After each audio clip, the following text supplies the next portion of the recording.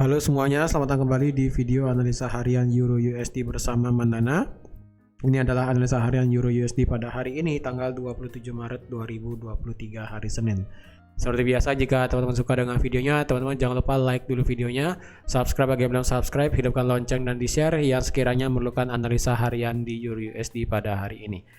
Seperti biasa, sebelum saya mulai untuk analisanya, di sini seperti biasa disclaimer dulu bagi teman-teman semua bahwa apa yang ada di dalam video ini merupakan edukasi semata, yang dimana di sini kita tujuannya adalah sama-sama belajar bagaimana menganalisa suatu market di Euro USD pada hari ini supaya kita bisa tahu kemana pergerakan arah selanjutnya dari Euro USD pada hari ini. Jadi segala open transaksi baik itu open buy dan sell kembali lagi menjadi tanggung jawab teman-teman sendiri, karena di sini kami tidak memaksakan teman-teman untuk ikut ke dalam apa yang ada di dalam video analisanya ya. Oke, langsung aja kita lihat hari Jumat kemarin. Ya, hari Jumat kemarin seperti yang saya katakan bahwa pergerakan Euro USD kemarin di tengah-tengah pada saat saya buat analisanya. Dan ketika ini turun, ini jam 4 sore ya, jam 4 sore. Ini turun jam 4 sore turun, nggak tahu sih turun kenapa sih tepatnya. Kalau dilihat berita kemarin itu jam 4 turun gara-gara ini ya, mungkin ya, manufacturing dan services PMI dari segi euro. Walaupun sih sebenarnya hasilnya mix ya, mix sebenarnya, yang dimana dari segi services sebenarnya naik tapi dari segi manufacturing turun ya. Mix sih sebenarnya, tapi pergerakannya itu lebih kepada turun. Dan kalau dilihat hari ini berita euro itu kita cuma ada nanti sore jam 4, yaitu Jerman Ifo Business Climate, yang dimana diperkirakan akan turun sedikit sih ya. Terus kalau dilihat hari ini bagaimana pergerakannya untuk di Euro USD, pertama ini sudah tidak valid ya. Pertama ini sebenarnya ada area demand, tapi kalau kita lihat di area demand ini pas juga di M30.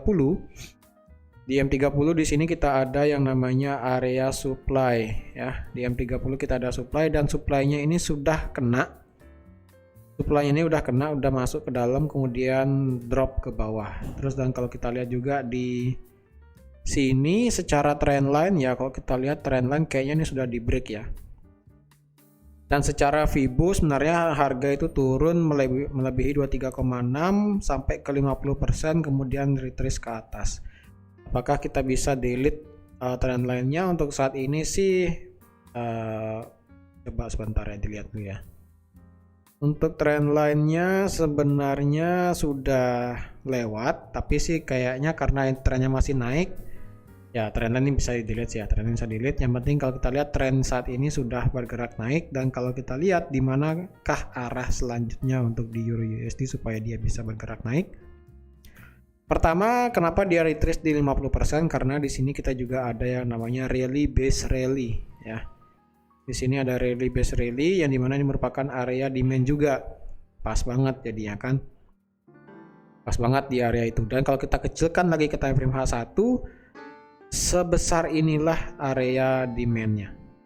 Nah ya, sebesar ini area demandnya untuk di Euro USD, karena kalau dilihat pada saat dia masuk ke area itu ya, pada saat dia masuk ke area itu harga langsung mental ke atas. Pada saat dia terjun bebas ke bawah di sini, kena area demand kecil di sini, harga kemudian naik ke atas sampai ke supply di M30 di sini.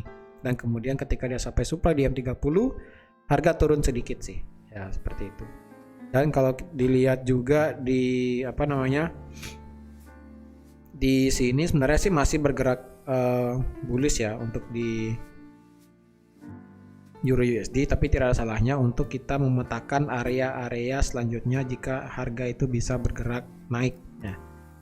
Untuk area supply sekarang terdekat itu ada di area ini ya. Area supply itu kita ada di area ini, yaitu di area bekas Fibonacci 23,6. Dan untuk area sendiri ya, ini delete-nya deh.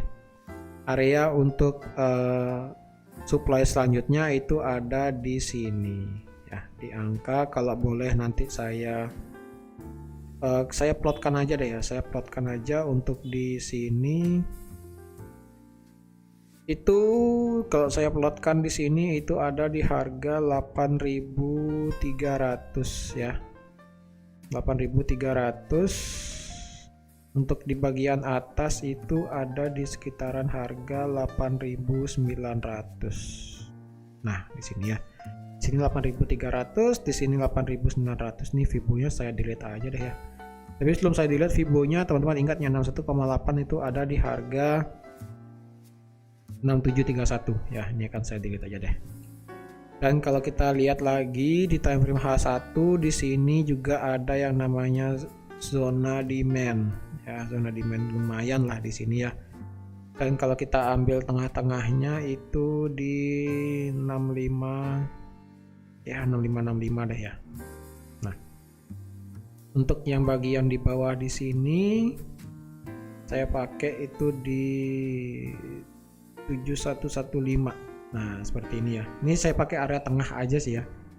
7885, 8300, 8900, 7115 dan di 6565. Nah, seperti itu.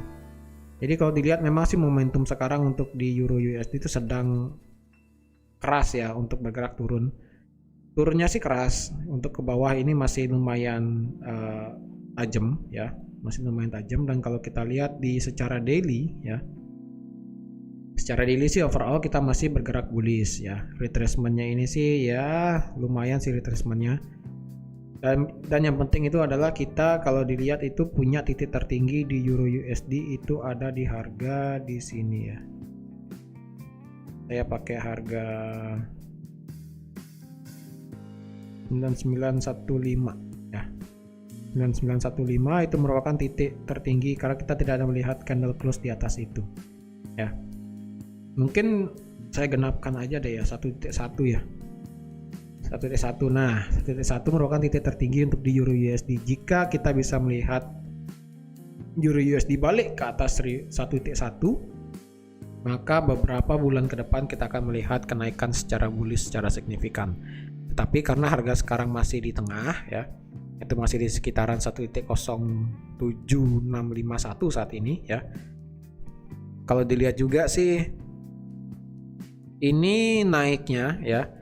Ini naiknya sepertinya akan mengejar area demand lagi sih kayaknya.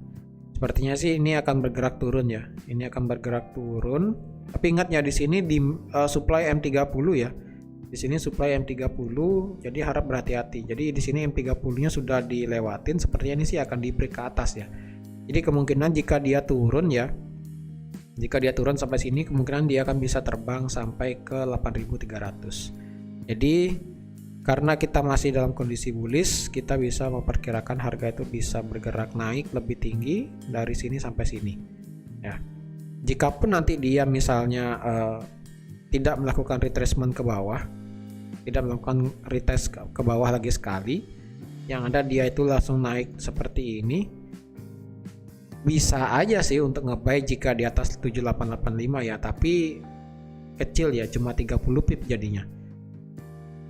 Ya cuma 40 pip, stop lossnya berarti ya setidaknya 20 pip, it's okay lah ya, bisa seperti ini. Dan jika sudah sampai di 8.300 apakah kita bisa nge-sell? Tunggu konfirmasi ya. Jika harga itu masuk ke area ini lagi, tunggu konfirmasi jika terjadi pembalikan arah. Karena kalau dilihat momentum di sini kita menciptakan yang namanya rally base rally ya, hati-hati. Di sini kita menciptakan yang namanya rally turun dan kemudian dia menciptakan base, kemudian dia menciptakan turun. Nah, harga sekarang berusaha untuk retrace. Retrace-nya ini jika tertahan di 8.300 yang dimana ini merupakan area base-nya dan terjadi pembalikan, maka kita bisa turunkan ke time frame 1 dan kita bisa bersiap ambil posisi sell di sini. Target bisa sampai bawah lagi seperti ini. Dengan stop loss pendek aja sekitaran 30 pip dengan target bisa sampai 100 pip. Kenapa stop lossnya pendek aja di 30 pip? Karena ini merupakan base daripada drop base drop. Kecuali ini base-nya tidak terlalu kuat, mungkin bisa kita bisa tinggikan stop lossnya sampai di atas, yaitu di sekitaran 80 pip seperti ini. Untuk aman sih lebih aman memang di sekitaran 80 pip stop lossnya, tapi kalau yang ingin pendek bisa di sekitaran 30 pip aja seperti itu. ya. Jadi hati-hati jika terjadi pembalikan di di harga 8.300 ya yang ada di sini. Karena ini merupakan area drop base drop daripada time frame H4 ya.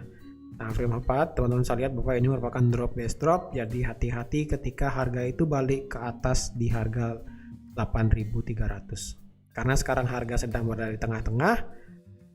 Jika harga itu turun ke bawah ke 7115 lagi, consider untuk ambil posisi buy masih bisa ya. Ataupun turun lebih dalam lagi ke 6565 juga boleh, karena 6565 itu kan Fibonacci 61,8 ya. Seperti itu. Jadi yang penting jika terjadi open buy di area 7115 atau enggak di 6565, tunggu konfirmasi seperti bullish engulfing baru bisa open posisi buy nanti.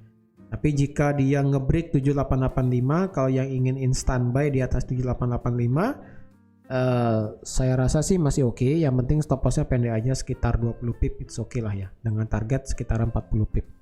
Seperti itu, dengan target di 8300. Jangan terlalu tinggi ya. Ingat, jika dia melewati 7885, maka target selanjutnya adalah di 8300. Ketika harga sudah sampai di 8300, potensi dia untuk melanjutkan turun ke bawah itu cukup tinggi ya, karena sekali lagi ini merupakan drop base drop yang ada di H4. Oke, jadi teman-teman sekian aja untuk analisa Euro USD pada hari ini. Terima kasih sudah menonton video ini sampai habis. Terima kasih juga sudah like dan share dan subscribe juga seperti biasa, dan sampai jumpa lagi di analisa harian Euro USD selanjutnya. Bye bye.